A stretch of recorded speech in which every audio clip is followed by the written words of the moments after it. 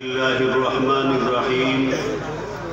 نحمده ونصلي على رسوله الكريم اما بعد فقد قال الله تبارك وتعالى في القرآن المجيد والفرقان الحميد اعوذ بالله من الشيطان الرجيم بسم الله الرحمن الرحيم وهو يتولى الصالحين صدق الله العظيم اللهم صل على سيدنا محمد وعلى آل سیدنا محمد وبارک وسلم۔ دیار عشق میں اپنا مقام پیدا کر، دیار عشق میں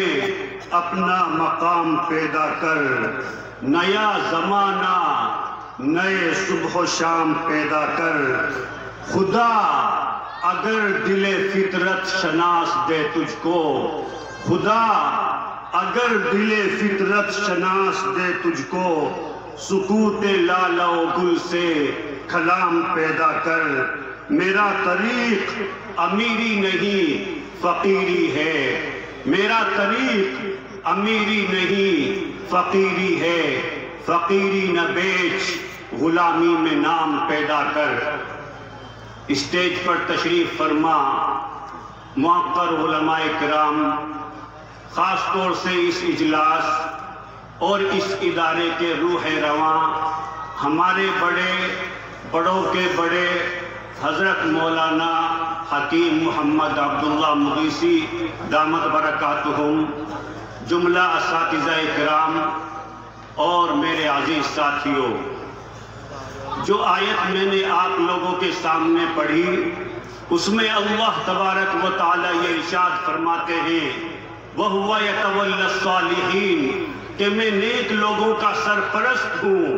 میں نیک لوگوں کا ذمہ دار ہوں، میں نیک لوگوں کا محافظ ہوں، میں نیک لوگوں کا پروٹیکٹر ہوں۔ اس کا مطلب یہ ہے کہ اللہ تبارک و تعالی نے اس مختصر سی آیت کے اندر پوری انسانیت کے تمام مسائل کا حل بیان فرما دیا کہ اگر کوئی انسان، کوئی بھی مسلمان پریشان ہے، پریشانی کسی بھی اعتبار سے ہو، چاہے وہ حالات کی وجہ سے پریشان ہو، چاہے وہ بیماری کی وجہ سے پریشان ہو، چاہے وہ قرض کی وجہ سے پریشان ہو، چاہے وہ خوف کی وجہ سے پریشان ہو، اللہ تبارک و تعالیٰ نے اس آیت کریمہ کے اندر پوری انسانیت کے تمام مسائل کا حل بیان فرمایا کہ the solution to all the humanity, the problems of humanity lies in being pious۔ کہ اے میرے بندو، اگر تم گناہوں سے سچی پکی توبہ کر لو، اگر تم گناہوں سے پاک زندگی گزارو،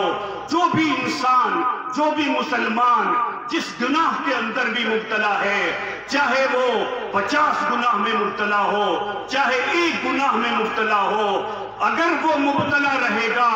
اللہ کی مدد اس کے ساتھ نہیں ہوگی۔ اگر وہ چاہتا ہے کہ اللہ کی مدد میرے ساتھ ہو جائے تو اس کو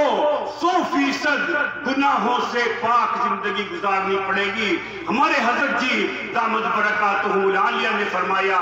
کہ اگر کوئی جانور 100 رسوں سے بندھا ہوا ہے تو بھی وہ آزاد نہیں ہے، اگر اس کے گلے میں 1 رسہ بھی ہے تو بھی وہ آزاد نہیں ہے۔ اگر وہ جانور آزاد ہونا چاہتا ہے تو اس کو تمام رسے کھلوانے پڑیں گے، تمام رسے توڑنے پڑیں گے۔ بالکل یہی بات اللہ تبارک و تعالی اس آیت کریمہ کے اندر ارشاد فرماتے ہیں کہ اگر مسلمان چاہتا ہے کہ وہ تمام مسائل سے نکل جائے، اس کا تعلق میرے ساتھ مضبوط ہو جائے، وہ دنیا میں پیسفل اور پرسکون زندگی گزارے، تو میں نے اس کا ایک واحد حل بتایا اور وہ یہ ہے وَهُوَ يَتَوَلَّى الصَّالِحِينَ کہ گناہوں سے سچی پکی توبہ کر لے۔ اسی آیت کریمہ کے ذیل میں میں ایک مختصر واقعہ نقل کر کے اپنی بات کو مکمل کروں گا۔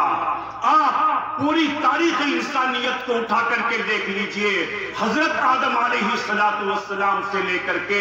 آج تک پوری انسانیت کی تاریخ کو اٹھا کر کے دیکھ لیجئے، آپ کو پتا چلے گا کہ جس نے بھی اللہ کی مان کر کے زندگی گزاری، جس نے بھی گناہوں سے پاک زندگی گزاری، جس نے بھی اللہ کے احکام مان کر کے زندگی گزاری، اللہ نے کبھی بھی اس کو بے یار و مددگار نہیں چھوڑا۔ اللہ نے قرآن کریم کے اندر حضرت ابراہیم علیہ السلام کا تذکرہ فرمایا، جو بہت بڑے جلیل الپیغمبر ہے، کہ اللہ تبارک و تعالیٰ نے ان کو حکم دیا کہ اپنے بیٹے حضرت اسماعیل علیہ السلام اور اپنی بیوی حضرت حاجرہ علیہ السلام کو مکہ مکرمہ کے اندر بے آب و گیاہ وادی میں چھوڑ کر کے چلے جائیں۔ تو وہ اپنے بچوں کو